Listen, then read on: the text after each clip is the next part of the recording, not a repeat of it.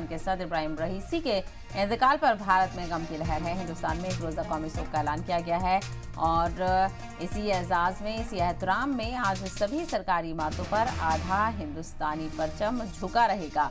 हिंदुस्तानी सरकार ने ईरान के सदर इब्राहिम रईसी और वज़ीर ख़ारजा हुसैन अमीर अब्दुल्लाहियान के हेलीकॉप्टर हादसे में इंतकाल पर एक दिन के कौमी शोक का ऐलान किया है। वज़ारत दाखिला गुज़िश्ता रोज़ एक बयान में कहा गया था कि वफात पाने वाले मुअज़्ज़िज़ हस्तियों के एजाज़ में हिंदुस्तानी सरकार ने ये फैसला लिया है, जिसके पेश नज़र आज के दिन सरकारी इमारतों पर जो कौमी परचम है वो आधा झुका रहेगा और कौमी शोक मनाया जाएगा। तो आज मुल्क की अहम सरकारी इमारतों पर तिरंगा झुका रहेगा और कोई भी सरकारी प्रोग्राम नहीं मुनक्किद होगा। बीते दिनों ईरान के सदर इब्राहिम रईसी की एक हेलीकॉप्टर हादसे में मौत हो गई। सफर के दौरान उनके साथ वज़ीर ख़ारजा हुसैन अमीर अब्दुल्लाहियान और 7 दीगर लोग भी साथ थे और सभी की मौके पर ही मौत हो गई। तो बेहद ही अफसोसनाक ये वाक़या पेश आया था। हेलीकॉप्टर क्रैश में ईरान के सदर समेत वज़ीर ख़ारजा और दीगर लोग जो उनके साथ थे उन सभी का इंतकाल हो गया। किसी के भी बचने की कोई उम्मीद नहीं बची थी और ऐसे में हिंदुस्तान के जिस तरह से ईरान के साथ ताल्लुकात रहे हैं उसी एजाज़ में और इसी का सोग जताने के लिए ईरान के सदर इब्राहिम रईसी के इंतकाल पर भारत में एक दिन के कौमी शोक का ऐलान किया गया है और सरकारी इमारतों पर हिंदुस्तानी परचम आधा झुक गया है। कोई भी सरकारी प्रोग्राम मुनक्किद नहीं होगा। आज इब्राहिम रईसी को हिंदुस्तान की तरफ से खराज अकीदत पेश किया जा रहा है।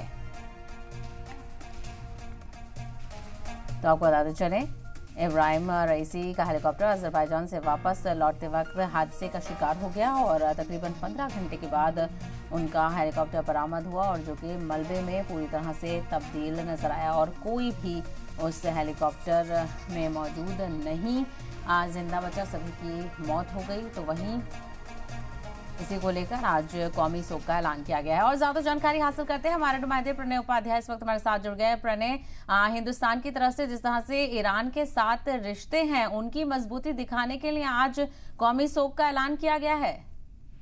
जी बिल्कुल, अगर आप देखें भारत और ईरान के बड़े पुराने रिश्ते हैं और इन रिश्तों के मद्देनजर ही भारत ने ये ऐलान किया है कि आज स्टेट मॉर्निंग होगी, यानी पूरा देश जो है राष्ट्रीय शोक घोषित किया गया है। जो एक स्टेट प्रोटोकॉल होता है, यानी झंडे आधे झुके रहेंगे, बड़े सरकारी कार्यक्रम जो है उनका आयोजन नहीं किया जाएगा। और ये बताता है कि भारत और ईरान के बीच में रिश्तों की करीबी कैसी है और ईरान का जो स्टेट हेड है, यानी ईरान के राष्ट्रपति की मौत के बाद में जब ईरान के अंदर इस समय दुख का माहौल है, वहां पर राष्ट्रीय शोक है, आज उनका जो है अंतिम संस्कार होना है। तो ऐसे में भारत ने भी अब सॉलिडारिटी जताते हुए अपने यहाँ पे राष्ट्रीय शोक का ऐलान किया है। भारत और ईरान के बड़े करीबी ताल्लुकात हैं, भारत का बड़ा वहां पर निवेश है कहा जा सकता है, खासतौर पर चाबहार की परियोजना और इब्राहिम रईसी की और प्रधानमंत्री मोदी की हाल में मुलाकातें भी हुई हैं। कई अंतर्राष्ट्रीय आयोजनों के अंदर दोनों नेता जो हैं वो कई बार एक साथ देखे गए हैं। तो ऐसे में भारत और ईरान के बीच में कारोबारी ताल्लुकात भी हैं, सिविलाइजेशनल रिलेशन भी हैं और ऐसे में भारत ने एक सॉलिडारिटी एक्सप्रेस करते हुए एक जो करीबी है वो जताते हुए इब्राहिम रईसी की मौत के बाद कल ऐलान किया।